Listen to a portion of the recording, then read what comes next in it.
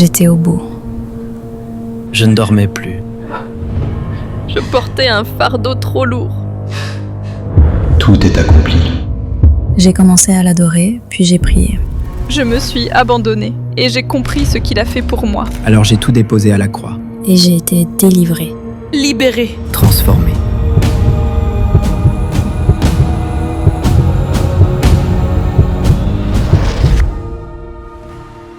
Dans Prière inspirée, prépare-toi à vivre un vendredi saint exceptionnel.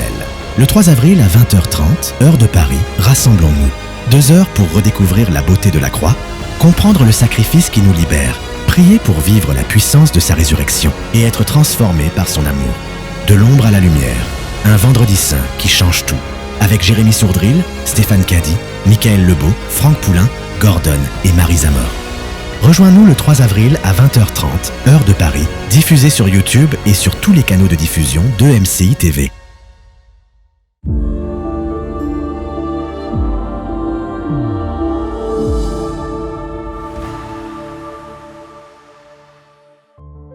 Bonjour, il y a des erreurs qu'on peut faire dans la prière, dans notre vie de prière, qui peuvent la bloquer, nous limiter, nous empêcher d'aller plus loin et de bénéficier de tout ce qu'on a à vivre dans la prière. Il y a tellement de choses à vivre dans la présence du Seigneur, dans la prière. Et aujourd'hui, avec notre invité qu'on a célébré hier, on a célébré ta vie, Aurélie. Tu vas nous partager les erreurs qui bloquent notre vie de prière ou qui peuvent bloquer la prière de manière générale. Oui. Dans l'encouragement du jour tout à l'heure, Oui. juste après la pensée. Et je veux te partager, avant même la pensée, un verset qui se trouve dans le psaume chapitre 51. Au verset 19, il est écrit « Les sacrifices agréables à Dieu, c'est un esprit brisé, un cœur brisé et contrit. Ô Dieu, tu ne le dédaignes pas. » Alors, on a parlé un peu de ce type de cœur hier, avec le publicain également, qui se frappe la poitrine. Et je prie que ce cœur sincère avec Dieu, ce cœur sincère avec le Seigneur, c'est important. Et ça, Dieu ne le dédaigne pas, c'est-à-dire il ne le met pas de côté, il ne le méprise pas. Non, le Seigneur te respecte, il respecte ta prière. Quand tu es sincère, il te respecte, il respecte ce que tu es en train de faire. Et c'est un moment qu'il apprécie, c'est un moment qu'il chérit, il cherche des adorateurs, il cherche des hommes et des femmes de prière, qui le cherchent et qui l'adorent en esprit et en vérité. Demain matin, on se retrouvera pour une émission spéciale. Je vais te partager 7 exercices qu'on va faire ensemble. 7 exercices de prière, une émission que tu pourras écouter et réécouter encore. Et demain soir, on sera ensemble pour le Vendredi Saint à 20h30, heure de Paris. On aura donc ensemble un temps dans la présence du Seigneur. On va prendre le repas du Seigneur avec un invité, le pasteur Stéphane Caddy, qui est un ami, également les pasteurs donc Michael et Frank. On sera ensemble pour un temps avec le Seigneur et avec Gordon et Marie pour nous accompagner dans la louange, dans l'adoration et dans un instrumental inspiré. Alors dans cette pensée du jour aujourd'hui, c'est la déclaration d'un personnage biblique comme chaque jeudi. Et aujourd'hui, c'est la déclaration de tout un peuple, c'est le peuple d'Israël qui va dire « À quoi nous sert-il de jeûner si tu ne le vois pas ?» Et le texte en lui-même est tellement parlant qu'on va, je dirais juste 2-3 mots à ce sujet, mais surtout écoute bien le texte et que ça puisse te parler pour ta propre vie sur cette déclaration du peuple d'Israël qu'on lit avec Marie. On va lire plusieurs versets dans Ésaïe chapitre 58. « À quoi nous sert-il de jeûner si tu ne le vois pas, de nous humilier si tu n'y fais pas attention? C'est que le jour où vous jeûnez, vous accomplissez vos propres désirs et traitez durement tous vos ouvriers. Est-ce un jeûne de ce genre que je préconise, un jour où l'homme s'humilie? S'agit-il de courber la tête comme un roseau? Faut-il se coucher sur le sac et la cendre? Est-ce cela ce que tu appelles un jeûne, un jour agréable à l'Éternel? Voici le genre de jeûne que je préconise. Détacher les chaises dues à la méchanceté, dénouer les liens de l'esclavage, renvoyer libres ceux qu'on maltraite, mettre fin aux contraintes de toutes sortes, partage ton pain avec celui qui a faim et fais entrer chez toi les pauvres sans foyer. Quand tu vois un homme nu, couvre-le. Ne cherche pas à éviter celui qui est fait de la même chair que toi. Alors ta lumière jaillira comme l'aurore et ta restauration progressera rapidement. Ta justice marchera devant toi et la gloire de l'Éternel sera ton arrière-garde. Amen. Alors, comme tu l'entends dans ce texte, c'est très différent de ce qu'on apprend et ce qu'on a l'habitude d'entendre sur le jeûne. Le jeûne, on va souvent parler du fait que il faut se priver de nourriture, et c'est vrai, c'est ça le jeûne. Mais le jeûne selon le Seigneur, et surtout lorsqu'on le pratique d'une mauvaise façon, on peut ne pas manger, on peut se priver, être dans la privation, on peut essayer même des fois de faire quelque chose de religieux, mais c'est pas ça qui est le plus important. Le plus important, c'est de faire et de jeûner avec le cœur de manière sincère. Et cette sincérité dans le jeûne doit nous amener à des actes concrets de bienveillance, de bonté, d'amour. Beaucoup de personnes paraissent très spirituelles, jeûnent et prient beaucoup, mais quand ils sortent de la prière et du jeûne, ils sont méchants, ils sont colériques, ils sont durs avec les gens. Et ça, comment le Seigneur pourrait agréer cela ? Il ne va pas agréer cela juste parce que tu as prié, juste parce que tu as jeûné. Il ne va pas être impressionné d'ailleurs, même si tu jeûnes pendant 40 jours, ça ne l'impressionne pas. Mais ce qui va impressionner, entre guillemets, le Seigneur, c'est l'amour que tu manifestes pour les autres, c'est les bonnes œuvres que tu manifestes envers les autres. Et c'est aussi la foi que tu as et que tu mets en pratique pour bénir ceux qui sont autour de toi. On veut entrer dans la louange également, dans la présence du Seigneur, avant de recevoir les instructions aussi que Dieu a données à Aurélie. Ouvre ton cœur à cette merveilleuse présence de Jésus-Christ et sonde ton cœur également dans ce temps. Dis au Seigneur, je veux jeûner comme il le faut, je veux prier comme il le faut, je veux m'avancer de toi comme il le faut, de tout mon cœur, avec sincérité, avec profondeur.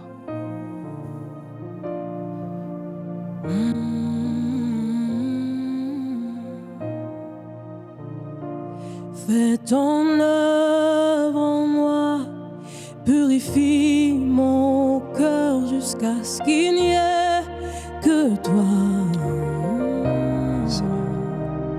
Fais ton œuvre en moi, purifie mon cœur jusqu'à ce qu'il n'y ait que toi.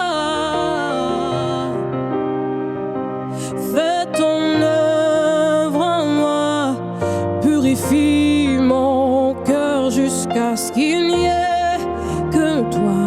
Oui, dis-lui, fais-lui cette prière. Fais ton œuvre en moi, purifie mon cœur jusqu'à ce qu'il n'y ait que toi.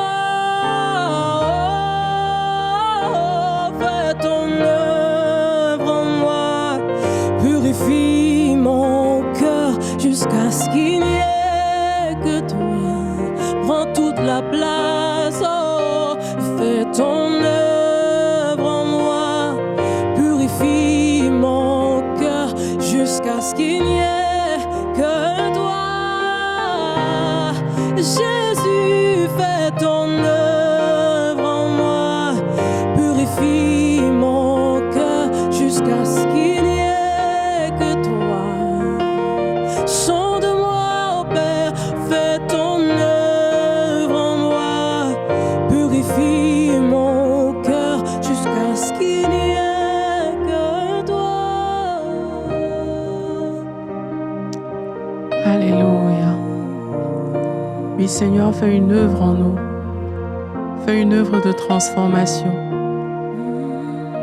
Seigneur, que cette victoire de Jésus-Christ à la croix soit ce que nous vivions chaque jour.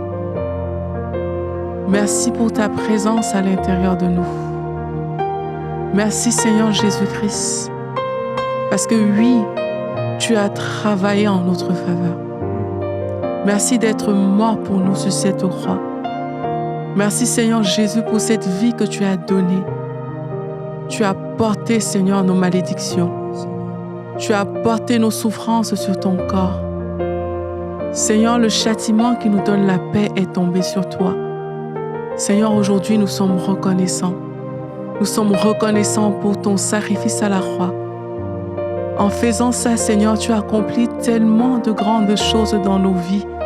Et aujourd'hui, nous te présentons encore nos vies, Seigneur. Et nous disons que l'œuvre que tu as commencée, Seigneur, rends-la parfaite en chacun de nous.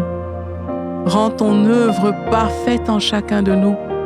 Et que les bénédictions de la croix, que la puissance que tu as manifestée sur cette croix, qu'elle parle plus fort que toute autre voix, que tout autre son.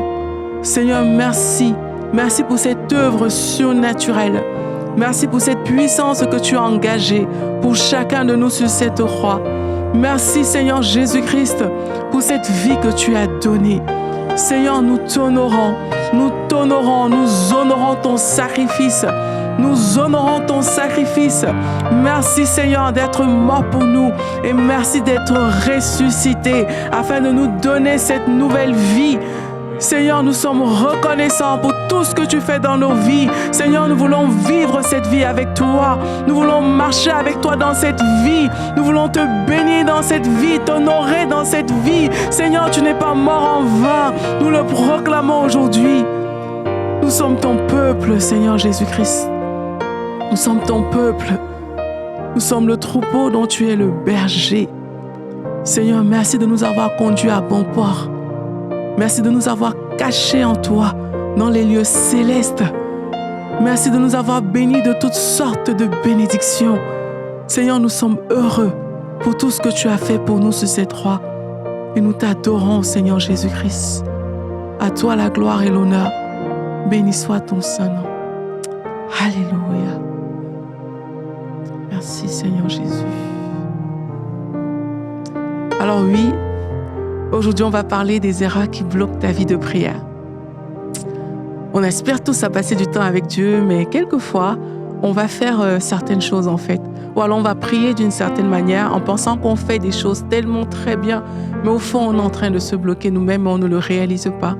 Et là, je priais par rapport à l'œuvre de la croix et en fait, juste avant, je réalisais à quel point le Seigneur Jésus a déjà fait tellement de choses dans nos vies. Mais parfois, quand on s'approche de lui, c'est comme s'il n'avait rien fait. Et je pense que ça, c'est une erreur qu'on peut commettre aussi en tant qu'enfant de Dieu. C'est qu'on vient dans la présence de Dieu et on se dit, ah ben, je vais faire comme je comprends. Je vais demander plein de choses à Dieu.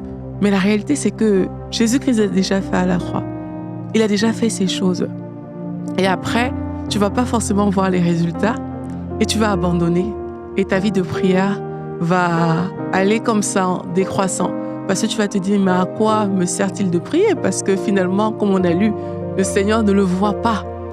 Peut-être qu'il y a des choses que tu ne fais pas, ou peut-être qu'il y a une façon de prier que tu n'as pas encore. La Bible nous dit qu'on ne reçoit pas parce qu'on demande mal, dans le but de satisfaire nos propres désirs. On ne demande pas selon la volonté de Dieu. Et aujourd'hui, j'aimerais t'encourager, lorsque tu pries, à prier selon la parole de Dieu. Prie selon la parole de Dieu. Je dis souvent ça à des personnes, elles sont choquées. Que parfois tu dis, Seigneur, fais ceci pour moi, fais cela pour moi. Et le Seigneur te regarde et dit, mon enfant, je l'ai déjà fait à la croix, je l'ai déjà fait à la croix. Donc tu attends le Seigneur, mais le Seigneur t'attend. Il attend aussi que tu formules la prière comme il faut. Et si tu ne sais pas ce qui s'est passé à la croix, c'est fort probable que tu pries d'une certaine manière. À la croix, Jésus-Christ a porté tes péchés, il a porté tes malédictions, il a pris tes souffrances. À la croix, le Seigneur t'a délivré. Il a pris tes maladies. Donc lorsque tu veux prier, fais ce que Jésus-Christ nous a demandé de faire. Jésus-Christ a dit de parler à la montagne. Jésus-Christ n'a pas dit de dire, Dieu, déplace cette montagne pour moi. Il a dit, parle à la montagne. Alors que tu parles à cette montagne, tu vas voir que la montagne va partir. Et quelquefois on prie, on veut que ce soit Dieu qui vienne déplacer la montagne. Peut-être que c'est comme ça que tu pries. Mais aujourd'hui, je veux t'encourager à parler aux montagnes. Parle sur la base de ce que Jésus-Christ a fait pour toi à la croix. Parle. Et tu parles à cette maladie. Tu dis au nom de Jésus-Christ, je te commande de quitter mon corps. Ne prie plus juste en disant, oh Jésus, guéris-moi. À la croix, il t'a déjà guéri. Il a déjà fait pour toi. Tu ne peux pas lui demander quelque chose qu'il a déjà fait. Mais saisis-toi de ce qu'il a fait et parle à cette chose-là. Parfois, c'est une erreur qu'on fait dans la prière. On pense qu'on va juste dire à Dieu, fais ceci, fais cela, fais cela. Mais il y a des choses que Jésus-Christ a déjà accomplies. Il l'a déjà fait. Et c'est toi qui dois t'ajuster et dire, parce que Jésus-Christ a déjà fait cette chose, alors je viens contre cette chose au nom de Jésus-Christ. Donc ça, c'est parfois une erreur qu'on peut commettre. Une autre chose aussi, qu'on peut faire, c'est que parfois on va venir dans la prière et on va répéter les mêmes choses. Répéter, encore et encore. Comme si c'est la répétition qui faisait l'exaucement. La répétition ne fait pas l'exaucement de la prière. Le fait de répéter ne fait pas l'exaucement. La Bible te dit que quand tu pries, tu crois que tu l'as déjà reçu et tu le verras s'accomplir. Il faut croire que je l'ai déjà reçu. En fait, c'est parce que je crois que je l'ai déjà reçu que je prie en fait. Et je vais le voir s'accomplir. Et quelquefois, tellement on n'y croit pas et on pense qu'en répétant, il y a quelque chose qui va se passer. Moi, aujourd'hui, je veux t'encourager à booster ta foi, en fait. La foi en ce que Jésus-Christ a fait pour toi. On est dans cette période de Pâques. Et sincèrement, Jésus-Christ a tout accompli. Cette parole est vraie, c'est la vérité. Il a tout accompli. Alors, regarde ce que Jésus-Christ a accompli pour toi à la croix. Et alors que tu pries, tu n'auras pas besoin de répéter 1 million de choses. Tu sais ce que Jésus-Christ a fait. Et tu sais que c'est vrai. Et parce que tu crois que c'est vrai, tu t'approches de la présence de Dieu. Et tu dis, parce que Jésus-Christ l'a fait, alors je parle à cette chose comme on a vu. Et alors je suis ferme dans mes voies. Et parce que je sais que c'est vrai, alors je le verrai s'accomplir. Il y a également une autre erreur qu'on fait parfois. Lorsqu'on veut prier, on veut tout le temps prier seul. Je vous dis, moi, je suis quelqu'un qui aime prier seul. Au point où parfois, je ne veux pas prier avec les autres. Je ne sais pas pourquoi.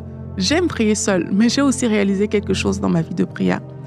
C'est que, comme la Bible dit, 1 chasse 1000, mais 2 chassent 10 000. Ne reste pas seul. Il y a des moments où tu auras besoin d'un frère, tu auras besoin d'une sœur pour prier. Et je crois sincèrement que oui, il y a des temps de consécration où le Seigneur te veut, il te met à part, tu es tout seul dans sa présence. Mais il y a des temps quand le Seigneur va te confier une mission. Il y a des temps quand tu seras peut-être dans le combat. Tu auras besoin d'un frère, d'une sœur avec qui prier. Et alors que vous serez en train de prier ensemble, le Seigneur va décanter ces choses-là. Et la Bible nous dit, dans le psaume 133, ce que le Seigneur fait quand les frères et les sœurs se mettent ensemble. Marie, tu peux nous lire le psaume 133, s'il te plaît. Voici, oh, qu'il est agréable, qu'il est doux, pour des frères de demeurer ensemble. C'est comme l'huile précieuse qui, répandue sur la tête, descend sur la barbe d'Aaron, qui descend sur le bord de ses vêtements. C'est comme la rosée de l'Hermon, qui descend sur les montagnes de Sion. Car c'est là que l'Éternel envoie la bénédiction, la vie pour l'éternité. Amen. Il y a un endroit qui s'appelle là. Et cet endroit-là, c'est là où le Seigneur envoie la bénédiction. Il nous explique dans sa parole que cet endroit, c'est là où 2 ou 3 sont ensemble, sont assemblés en son nom. Donc, je veux t'inviter à ne plus rester seul. Fais-toi un petit groupe de prière. Juste 2, c'est déjà suffisant. Fais-toi un petit groupe de prière et dans ce groupe-là, montez dans la présence du Seigneur. Priez ensemble et vous allez voir que les bénédictions de Dieu vont couler sur vous. Vous allez voir, la grâce de Dieu sera là. Ne combat plus seul. Je veux dire ça à quelqu'un aujourd'hui. Tu as combattu seul, mais ne combat plus seul. Cherche un partenaire de prière, quelqu'un qui est proche de toi, quelqu'un que tu connais, pas quelqu'un que tu ne connais pas, quelqu'un que tu connais. Et sois vulnérable, ouvre-toi.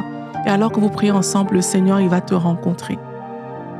Une autre chose aussi, vu qu'on parle de prier quand même dans l'assemblée, il y a des personnes qui pensent que c'est seulement quand un pasteur va prier pour elles qu'elles seront exaucées. Ça, c'est une grave erreur. Le Seigneur est avec toi. Le Saint-Esprit habite à l'intérieur de toi. On a vu hier que le Saint-Esprit va te conduire dans des chemins de prière. Il habite à l'intérieur de toi. Il est en toi. Et ce serait vraiment envoyer un message négatif que de dire au Saint-Esprit qui est en toi que non, c'est quand Jérémie Souril va prier que ça va se faire. C'est vrai. On vient de voir qu'il faut prier avec des frères. Donc oui, ça peut se faire comme ça. Mais ne néglige pas le Saint-Esprit en toi. Ne pense pas que toi, tes prières ne sont pas entendues. Le Seigneur t'entend, le Seigneur te voit. Donc toi aussi, tu peux te présenter devant le Seigneur tel que tu es. Et avec foi, croire que le Seigneur va t'exaucer et ne pas toujours être dans cette dépendance au leader de ton église. Ne pas toujours aussi attendre toujours qu'on prie pour toi. Est-ce que vous pouvez prier pour moi? Tu peux le faire toi, tu peux prier pour toi, tu peux même prier pour les autres. Mais ne t'attends pas toujours à ce que les autres prient constamment pour toi. Il y a aussi la distraction, qui est quelque chose qui limite notre vie de prière. Et ce truc que je tiens à main, le téléphone, c'est vraiment quelque chose qui peut distraire la vie de prière. Chaque fois que tu veux prier, tu as un appel qui rentre, tu as des personnes qui sont là, qui te parlent, comme par hasard à ce moment-là. Le coup de fil que tu attendais depuis 3 jours n'est pas arrivé, mais c'est quand tu veux prier que le coup de fil arrive, comme par hasard. Le téléphone est quelque chose qu'il va falloir abandonner, parfois si on veut passer du temps avec Dieu. Il va falloir le mettre de côté, il va falloir l'éteindre pour passer du temps avec Dieu. Et trop souvent, on se fait voler par notre téléphone, tout simplement parce que on ne prend pas tant que ça parfois au sérieux la présence de Dieu. Il n'y a pas que le téléphone, il y a toutes sortes de distractions qui peuvent être là dans ta vie, qui t'embrouillent et qui t'empêchent de prier. Quelque chose aussi d'important qui limite la vie de prière, c'est la rigidité. Quelquefois, on est trop rigide. Il n'y a pas longtemps, j'ai lancé un challenge sur les réseaux sociaux que j'ai appelé le challenge intimité. Et beaucoup de gens me disaient, mais quand mes heures de prière sont passées, je ne prie plus. Ou alors, je sais que je dois prier dans la nuit. Et du coup, vu que je n'ai pas prié la nuit, je ne prie plus. Mais qui vous a appris ça en fait? Il ne faut pas rester rigide. Prie lorsque l'occasion se présente. Si tu n'as pas réussi à prier la nuit, prie le jour. C'est vrai, il y a peut-être une discipline que tu dois mettre en place pour t'aider dans ta vie de prière. Mais prie quand l'occasion se présente. Prie en tout temps, prie en tout lieu, prie à toute heure. Mais prie. Ne sois pas rigide dans ta façon de penser. Ne sois pas rigide dans ta façon de voir le Seigneur. Ne sois pas rigide dans ton cœur par rapport au Seigneur. Ne laisse pas la rigidité te bloquer ta vie de prière. Il y a aussi certaines personnes qui m'ont dit la procrastination. Chaque fois, je repousse le temps de prière. Il y a une chanson qu'on chantait quand j'étais petite qui disait que on a le temps de tout et parfois le temps de rien, mais pas le moins de temps pour le Père. Et la chanson était intitulée que le temps, c'est un grand alibi. Parfois, le temps, c'est vraiment un alibi. Je n'ai pas le temps. Je repousse le temps de prière, je procrastine. Mais sans le savoir, tu ne sais pas que tu es en train de détruire ta propre vie de prière. Alors que tu repousses chaque jour le Seigneur. Et quelquefois, c'est le Seigneur qui nous met à cœur cet élan de viens dans ma présence. Et là, tu repousses le temps, tu procrastines. Tu es en train de dire à Dieu, je n'ai pas le temps pour toi maintenant. Alors que Dieu t'attend. Et ça, c'est quelque chose qui nous rend parfois secs. Sans se rendre compte, on est en train de défraîchir dans notre vie de prière. Moi, on ne veut pas que ça t'arrive au nom de Jésus-Christ. Certaines personnes aussi ont des attentes passives plutôt qu'un engagement actif lorsqu'il s'agit de prier. Quand il faut prier, mon frère, ma soeur, je te dis, faut prier. Vous savez, je ne suis pas quelqu'un qui a une grosse voix, qui parle fort. Mais quand je prie, moi-même, parfois, je suis impressionnée par ma voix. Parfois, ça sort. Je me dis, waouh!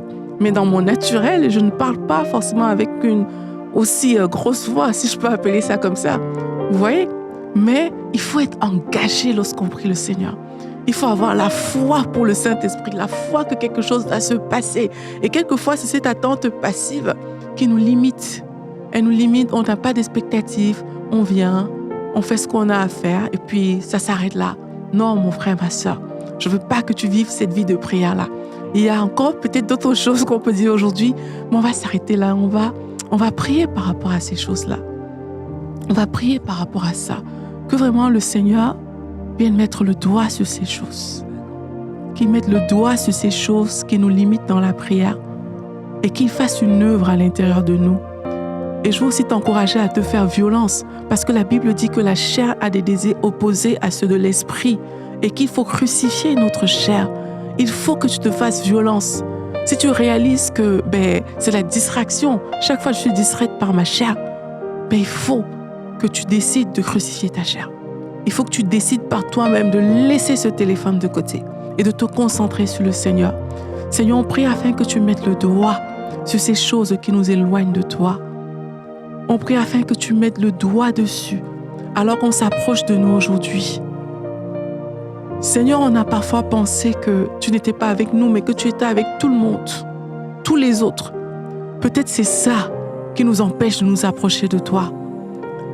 Seigneur, nous nous approchons de toi alors que tu mets le doigt sur ces choses. Et ma prière, Seigneur, c'est que tu libères quelqu'un aujourd'hui. Que tu libères quelqu'un d'un raisonnement qui empêchait de venir dans ta présence. Que tu libères quelqu'un, Seigneur, d'une attitude qui l'empêchait de percer dans la prière.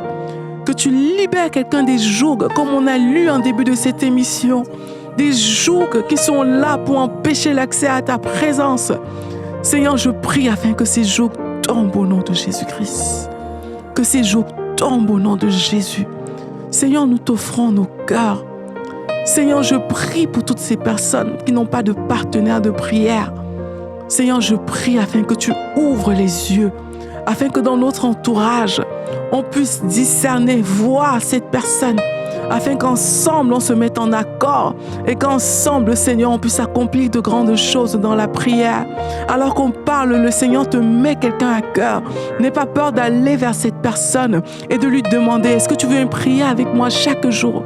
Fixons une heure ensemble chaque jour et passons du temps dans la présence de Dieu ensemble. N'aie pas peur d'aller vers cette personne pour lui demander cette chose. Et Seigneur, on te prie pour ces accords que tu vas mettre en place, ces accords qui vont se mettre en place. Et nous savons à quel point la prière d'accord est puissante. Nous savons que c'est là que tu envoies ta bénédiction. Nous savons que quoi que ce soit que nous demandons en accord, là où 2 ou 3 sont assemblés en ton nom, tu as dit demandez tout ce que vous voudrez et je vous le donnerai. Seigneur, alors qu'on se met en accord, Seigneur, je prie afin que tu relâches tes grâces et tes bénédictions. Seigneur, tout ce que la chair produit comme œuvre qui empêche la vie de prière d'éclore dans la vie de mes frères et de mes sœurs, Seigneur, nous venons renverser ces choses par l'autorité du nom de Jésus-Christ. Seigneur, merci parce que tu ouvres des chemins de prière. Merci Seigneur parce que quelqu'un prie et tu l'encourages par un exaucement. La personne réalise qu'elle aussi elle peut prier, qu'elle aussi elle peut être exaucée. Seigneur, je me rappelle ce jour où tu m'as exaucé, j'étais moi-même étonnée que waouh, tu peux le faire. Seigneur, je prie afin que des gens vivent des étonnements comme ça, qu'ils voient comment tu réponds à leurs prières et qu'ils comprennent que c'est vrai. Je prie pour mon frère, ma sœur, qui n'a pas le courage de parler à la montagne. Seigneur, au nom de Jésus-Christ, qui a une hardiesse, qui a un zèle qui monte maintenant et qui se positionne devant les montagnes et qu'il parle à cette montagne, parle à cette maladie qui est dans ton corps et ordonne à cette maladie de dégager. Il a dit dans sa parole, mort, où est ta force? Maladie, où est ta force? Où est ton pouvoir? Au nom de Jésus-Christ, nous te commandons de quitter ces corps. Nous te commandons de lâcher ces vies. Au nom de Jésus-Christ, nous commandons aux personnes oppressées maintenant. Nous parlons aux oppressions. Et au nom de Jésus-Christ, nous te renversons de ces corps. Nous brisons ton pouvoir. Nous brisons la puissance de ces esprits méchants qui s'opposent à l'œuvre de Dieu dans la vie des frères et sœurs. Nous croyons, Seigneur, au sacrifice de Jésus-Christ à la croix. Nous croyons que tu as tout accompli, Seigneur Jésus-Christ.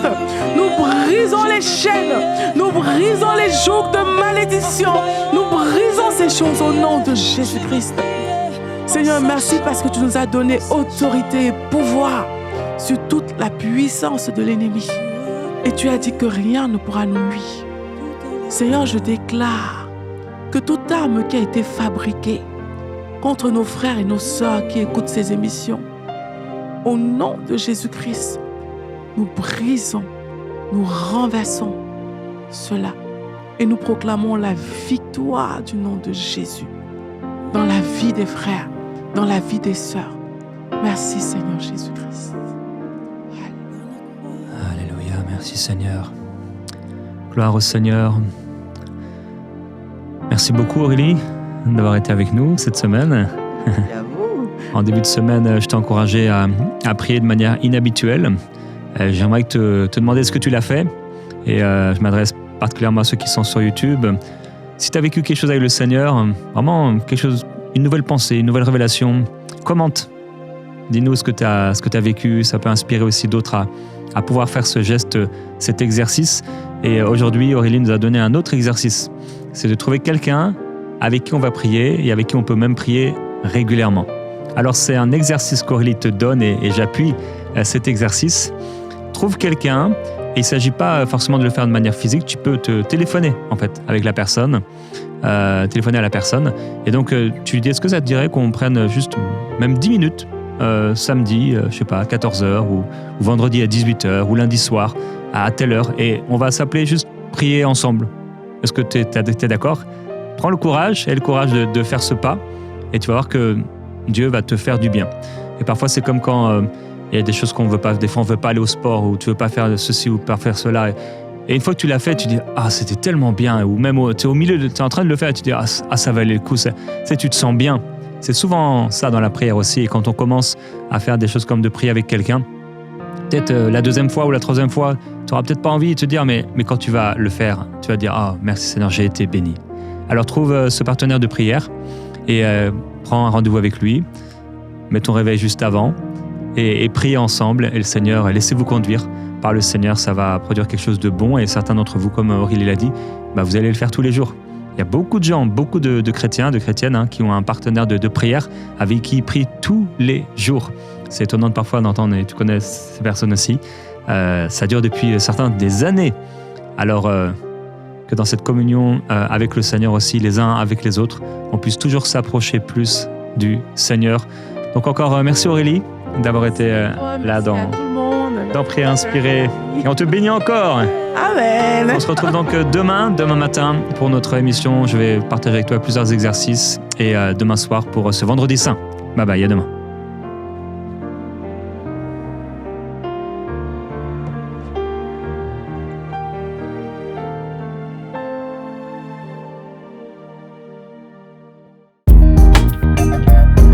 Merci à tous nos précieux partenaires grâce auxquels cette émission a pu être réalisée.